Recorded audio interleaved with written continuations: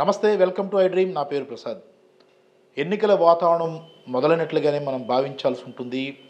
ఎన్నికలకు మరో 2 నెలలు సమయం ఉన్న నేపథ్యంలో ఎన్నికల ప్రచారానికి, ఎన్నికల శంఖారావానికి వైఎస్ఆర్ పార్టీ సిద్ధమైపోతోంది. ఉత్తరాంధ్ర కేంద్రంగా ముఖ్యమంత్రి జగన్మోహన్ రెడ్డి తన పార్టీకి సంబంధించిన ఎన్నికల శంఖారావానికి శ్రీకారం చుట్టబోతున్నారు. ముఖ్య నాయకులు, ఎమ్మెల్యేలు, అలాగే ముఖ్య కార్యకర్తలు అందరితో సమావేశం అవబోతున్నారు. ఇది ఎలాంటి ప్రభావాన్ని చూపించబోతుంది? ఒకవైపు అసంతృప్తులు ఉన్నారు, వారిని కూడా బుజ్జగించే పని చేస్తారని సమాచారం వస్తుంది. అయితే ముందుగానే అంటే సహజంగానే ప్రతిపక్షాలు ఈ విషయంలో ముందుగా ఉండాల్సింది. అధికార పక్షమే చాలా దూకుడుగా వెళ్తున్న పరిస్థితి కనిపిస్తుంది. దీనివల్ల ఆ పార్టీకి వచ్చే లాభ నష్టాల మీద మనం చర్చించే ప్రయత్నం చేద్దాం. మనతో అంబేద్కర్ యూనివర్సిటీ మాజీ వైస్ ఛాన్సలర్ హనుమంతు లజపతిరాయ్ గారు ఉన్నారు. సార్ నమస్తే. సార్ నమస్కారం సార్. ఎన్నికల వాతావరణం ఆల్రెడీ వచ్చేసినట్లే చాలా దూకుడుగా పార్టీలన్నీ వ్యూహరచన చేసుకుంటున్నాయి. కొన్ని అంతర్గతంగా చేసుకుంటున్నాయి, బయటపడడం లేదు. అధికార పక్షం అయితే చాలా దూకుడుగా బహిర్గతంగానే టికెట్లు ప్రకటించేసింది. ఆల్రెడీ ప్రచారానికి సిద్ధమైపోతుంది.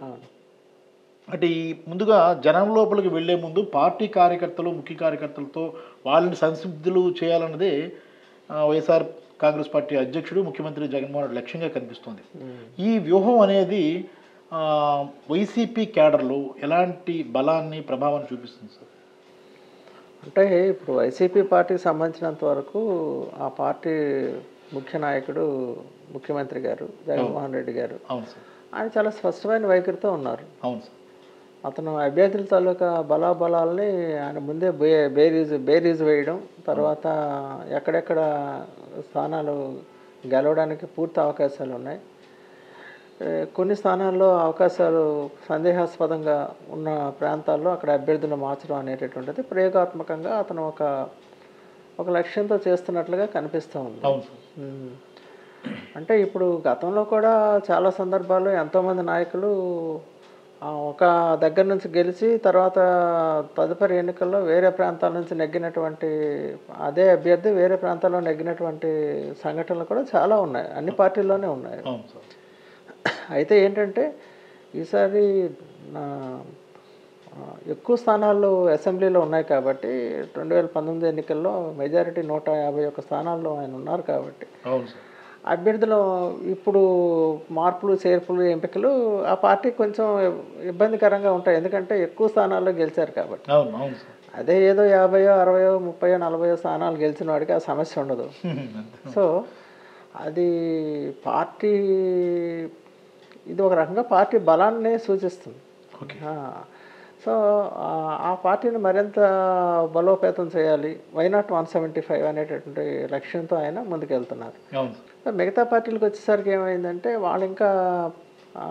వాళ్ళు మామూలుగా ఇండిపెండెంట్గా ఏ పార్టీకి ఆ పార్టీ, జనసేన కానీ టీడీపీ కానీ అధికారంలో దిగి ఉంటే, ఐ మీన్ ఎలక్షన్లోకి వచ్చి ఉంటే వాళ్ళు ఇప్పటికి క్యాండిడేట్స్ని కూడా ప్రచారం చేసి అంటే ప్రకటించుండేవాళ్ళు.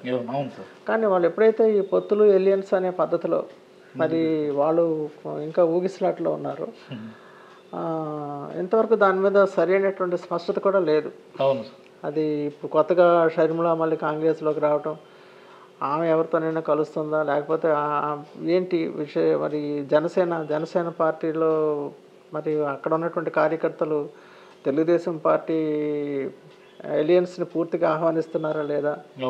సో ఈ విషయాలు అక్కడ వాళ్ళ నాయకుల్లోనే వాళ్ళకి అనేక సందేహాలు, ఒక అస్పష్టత ఉన్నటువంటి పరిస్థితుల్లో వాళ్ళ క్యాండిడేట్స్ని ప్రకటించడంలో కొంచెం వెనకబడ్డారనే చెప్పాలి. అవునవును సార్. అంటే ఒకటి సార్, ఇప్పుడు అంటే మీరు అన్నట్టు ఈ టిక్కెట్ల ప్రకటనలో ప్రతిపక్ష పార్టీలు ఏవైతే ఉన్నాయో, ఎలియన్స్ కావచ్చు, వాళ్ళ మధ్య మద్దతు సంబంధించి, పొత్తులకు సంబంధించి ఒక నిర్ణయాలకు రాలేకపోవడం, టికెట్ల ప్రకటన ఆలస్యం కావడం, ఇవన్నీ చూస్తున్నప్పుడు ఒకవైపు దూకుడుగా స్టెప్ బై స్టెప్ ఒక వరుసగా ప్రకటనలు అంటే లిస్టులు రిలీజ్ చేస్తూ వైసీపీ అనేది దూకుడుగా ముందుకు వెళ్ళిపోతుంది. అంటే ఇవన్నీ కంప్లీట్ చేసుకుని వాళ్ళు ఇప్పుడు మా కార్యకర్తల్ని ఎన్నికల గోదావరిలోకి దించాలి. యాక్చువల్గా ప్రజల్ని యాక్టివేట్ చేయడానికి ముందు కార్యకర్తలే కీలకమవుతారు కాబట్టి గ్రామ స్థాయి నుంచి పట్టణ స్థాయి వరకు ఇప్పుడు వాళ్ళతో సమావేశానికి ఈయన సిద్ధం కావడం చూస్తున్నప్పుడు ఖచ్చితంగా వాళ్ళు యాక్టివ్నెస్ పెరిగే అవకాశం ఉంది కార్యకర్తలు. అది ఆల్రెడీ సీఎం గారు తన విధానాన్ని స్పష్టంగా ప్రకటించారు. రేపు 25వ తారీఖున ఉత్తరాంధ్ర నుంచే ఆయన మరి భీమిలిలో చాలా భారీ ఎత్తున ఇంచుమించు 3 లక్షల జనం తక్కువ కాకుండా అవును. అన్నీ మొత్తం ఉన్నటువంటి ఉత్తరాంధ్ర అన్ని జిల్లాల నుంచి కూడాను పార్టీ కార్యకర్తలు నాయకులు అందరూ కూడా సమావేశం అవుతున్నారు. అవును. సో వాళ్ళని సమావేశం చేయడానికి మరి ఒక రకంగా ఈ ఎన్నికల శంఖారావాన్ని పూరించడానికి సీఎం గారు ఆయన ఆల్రెడీ నిర్ణయం తీసుకున్నారు. ఉత్తరాంధ్ర అభివృద్ధి కోసమే అతను విశాఖపట్నాన్ని రాజధానిగా ఎగ్జిక్యూటివ్ క్యాపిటల్గా ప్రకటించిన విషయం కూడా మనందరికీ తెలిసింది. కాబట్టి ఉత్తరాంధ్ర ప్రాంతం నుంచే అతను తాడో పేడో తేల్చుకుందాం అనేటటువంటి పద్ధతిలోనే ఉన్నారేమో అనిపిస్తుంది నాకు. ఎందుకంటే మరి ఈ ప్రాంతం అభివృద్ధికి ఆయన ఒక ప్రత్యేకమైన జీవో కూడా ఇష్యూ చేశారు. ఆ ప్రత్యేక జీవో ఇష్యూ చేసి సీఎం గారు క్యాంప్ ఆఫీస్ ఇక్కడ పెట్టుకోవడానికి మరి పరిపాలనా భవనాలు కూడా సిద్ధం చేశారు. ఇన్ని జరుగుతున్నప్పటికీ కూడాను ఉత్తరాంధ్ర అభివృద్ధి కాంక్షిస్తూ ప్రభుత్వం కొన్ని నిర్ణయాలు తీసుకుంటున్నా కూడా దానికి ప్రతిపక్షాలు పూర్తిగా అడ్డంకులు సృష్టిస్తున్న విషయం కూడా ప్రజలు గమనిస్తున్నారు. కాబట్టి ఉత్తరాంధ్రలో ఏదైతే రేపు 25వ తారీఖున ఈ నెల మరి సీఎం గారు అనుకుంటున్నారో ఈ ఎన్నికల ఎన్నికల వ్యూహాన్ని ఎన్నికల సమావేశాన్ని మరి ప్రకటించడానికి కానీ మరి కార్యకర్తలతో కూడా 1-to-1 సమావేశం కూడా అవడానికి అందరితో కూడా అన్ని ముఖ్య నాయకులు అందరితో కూడా పూర్తి స్థాయిలో సీఎం గారు మరి ఆయన సంసిద్ధత ప్రకటించారు. సో ఏది ఏమైనప్పటికీ కూడా ఎన్నికల వ్యూహ రచనలో కానీ ఎన్నికల అభ్యర్థులు ప్రకటించడంలో కానీ ఈ ఎన్నికల శంఖారావాన్ని పూరించడంలో కానీ అన్ని విషయాల్లో కూడా ఒక అడుగు ముఖ్యమంత్రి గారు ముందు మిగతా విపక్షాల కన్నా ముందుగానే ఉన్నారని మనం భావించవచ్చు. ఒకటి సార్ మీరు అన్నారు కాబట్టి ఉత్తరాంధ్ర విషయంలో ముఖ్యమంత్రి గారికి ప్రత్యేకమైన ఒక దృష్టి ఉంది, ఒక ఆసక్తి ఉంది అనేది. అంటే ఉత్తరాంధ్రపై ముఖ్యమంత్రికి ఉన్న కమిట్మెంట్కి నిదర్శనంగా మనం చెప్పుకోవాలి. అంటే ప్రతి విషయంలో కూడా ఉత్తరాంధ్ర, విశాఖపట్నం దీన్నే ఆయన ప్రామాణికంగా తీసుకుంటాం. మనం గమనించినప్పుడు మెజారిటీ పరిశ్రమలు కానీ లేదంటే ఒక ముఖ్యమైన ఘటనలకు సంబంధించి ఏ నిర్ణయం తీసుకున్నా విశాఖని ప్రామాణికంగా తీసుకుంటారు. ఇది ఖచ్చితంగా ఉత్తరాంధ్ర ప్రజల్లో ఒక ఆలోచనకు దారితీసే అవకాశం ఉంటుందా? ఇప్పటికే ఉత్తరాంధ్ర ప్రజలు కూడా దీన్ని అంటే ఇక్కడ పరిస్థితి ఎలా ఉందంటే ఉత్తరాంధ్ర వెనుకబడిన ప్రాంతంలో ప్రజల లక్షణం ఎలాగ ఉంటుందంటే లక్షణం అంటున్నాను లక్ష్యం అభివృద్ధిగా అందరికీ అభివృద్ధి కావాలి, అది లక్ష్యంగా ఉంటుంది. కానీ ఈ ప్రజల లక్షణం కూడా ఎలా ఉంటుందంటే అసలు మనకి ఏం చేస్తే అభివృద్ధి మనం తొందరగా చెందుతాం, మనం ఆర్థికంగా పురోగమించగలం, లేదా ఉపాధి అవకాశాలు చేసుకోగలం, ఇలాంటి విషయాల్లో ప్రజల్లో అవగాహన పూర్తిగా చాలా తక్కువ ఉంది ఉత్తరాంధ్రలో. అందుకనే మేమంతా కూడా మేధావులు లాంటి వాళ్ళందరూ ఏం చేస్తున్నారంటే మరి ప్రజలు అసలు అభివృద్ధి చెందడానికి మనం ఏ విధంగా మనం ప్రజల తరపున ప్రజలుగా ఒక పౌరుడిగా మనం అభివృద్ధికి సంబంధించి ఎలాగ ఆలోచించాలనే విషయాల మీద కూడా ప్రజల్లో ఒక రకమైన అవగాహన కూడా కల్పించడానికి ప్రయత్నం చేస్తూ ఉన్నాం. మిగతా ముఖ్యమంత్రులు గతంలో పెద్దగా ఎవరు పట్టించుకోలేదు.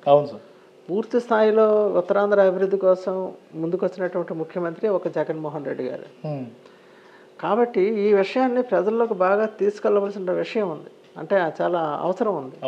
ఆ పార్టీ నాయకులు కానీ ప్రజలు కానీ లేదా అభివృద్ధి పట్ల మాత్రమే మా లక్ష్యం, ఒక మేధావిగా నేను ఒక రాష్ట్రం అభివృద్ధి చెందితే చాలు, ఏ పార్టీ అధికారంలోకి వచ్చినా రాకపోయినా నాకు సంబంధం లేదు, కానీ ఈ ప్రాంతం అభివృద్ధి చెందాలి, ఈ ప్రాంతం ముందుకు వెళ్ళాలి, ప్రజలు ఇక్కడ జీవన ప్రమాణాలు పెరగాలి, తలసరి ఆదాయాలు పెరగాలి, వలసలు నివారించబడాలి, ఈ లక్ష్యాలతోనే మేము ఒక ఆర్థికపరమైనటువంటి ఆర్థిక కోణంలో అభివృద్ధి కోణంలో మేము సమాజాన్ని చూస్తాం. కాబట్టి ఆ విధంగా చూసుకుంటే మాత్రం ప్రజల్లో ముఖ్యమంత్రి గారు ఈ ఉత్తరాంధ్ర అభివృద్ధి కోసం ఎంతగా పరితపిస్తున్నారు అనేటువంటి విషయాన్ని మరి చాలా గ్రాస్ రూట్స్లోకి ఇంకా బాగా తీసుకెళ్లాల్సినటువంటి బాధ్యత అందరి మీద కూడా ఉంది.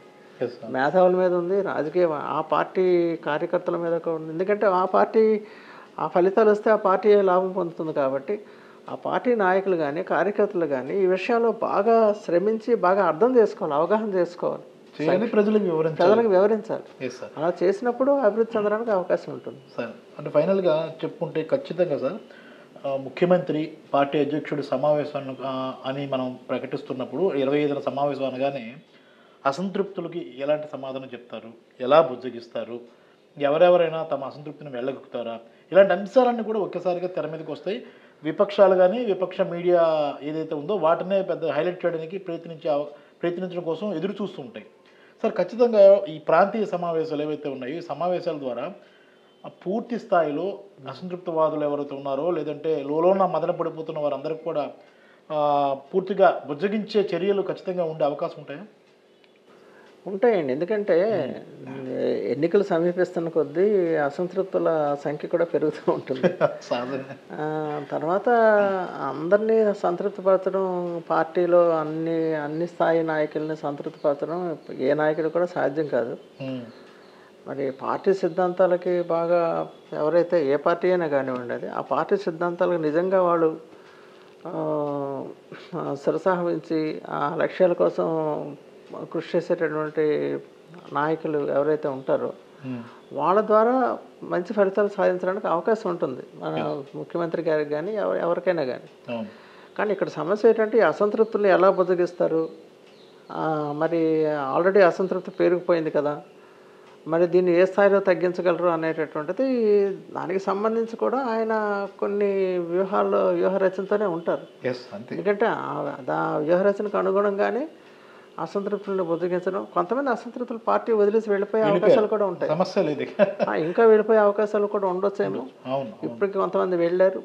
ఇవన్నీ అన్ని పార్టీలోనే ఉంటాయి. ఇది ఒక అధికార పార్టీలోనే కాదు, అన్ని పార్టీలు, ఆ పార్టీ నుంచి ఈ పార్టీకి వచ్చే వాళ్ళు కూడా ఉంటారు. అయితే ప్రజలు కూడా గమనిస్తున్నారు. ఒక పార్టీని నమ్ముకొని ఒక పార్టీలో ఒక ఎమ్మెల్యేగో ఎంపీగో అయిన తర్వాత, లేదా ఆ పార్టీలో ఒక మండలాధ్యక్షుడిగా అయిన తర్వాత, ఒక సర్పంచ్గా సర్పంచ్లు అంటే లేదనుకోండి, బట్ జనరల్గా ఈ రాజకీయ పదవులు పొంది అనుభవించి పార్టీలో మారినటువంటి ప్రజలని భవిష్యత్తులో అలాంటి నాయకుల్ని భవిష్యత్తులో ప్రజలు బహుశా సపోర్ట్ చేయరని నేను అనుకుంటున్నాను. ఎందుకంటే ఇప్పుడు మన ప్రజాస్వామ్యం, ఒకప్పుడు ప్రజాస్వామ్యం కన్నా ఇప్పుడు మన దేశంలో ఉన్న ప్రజాస్వామ్యం కానీ మీరు చూసుకుంటే చాలా వరకు పరిణితి చెందుతుందనే నేను భావిస్తున్నాను. అంటే ప్రతి విషయాన్ని కూడా ప్రజలు గమనిస్తున్నారు. ఆ గమనాన్ని నాయకుడు మన జగన్మోహన్ రెడ్డి గారు ఆయన ఎంతవరకు గమనిస్తే అంతవరకు ఫలితం ఉంటుంది. సో ఈ గమనాలు, నష్ట నివారణ చర్యలు ఖచ్చితంగా ఉంటాయని అనుకుంటున్నాను. నష్ట నివారణ చర్యలు తీసుకోవాలి. ఎందుకంటే కొంత అసంతృప్తి అనేది ఉంటుంది. పార్టీకి ఇంత సర్వీస్ చేశాము అనేటటువంటిది భావన అందరిలోనే ఉంటుంది. కాబట్టి వాళ్ళని కొంత సంతృప్తి పరచాల్సినటువంటి అవసరం అయితే తప్పనిసరిగా ఉంటుంది. Thank you very much. Thank you. ఇది విన్నాం కదా, ఏదైతే 25 నుంచి వైసీపీ ఎన్నికల శంఖారావం పూరించబోతుంది. ఉత్తరాంధ్ర వేదికగా ఈ శంఖారావం అనేది ప్రారంభం కాబోతుంది. ప్రతి రాష్ట్ర వ్యాప్తంగా ప్రాంతీయ సమావేశాల నిర్వహణకు ముఖ్యమంత్రి, వైసీపీ అధినేత జగన్మోహన్ రెడ్డి సిద్ధమయ్యారు.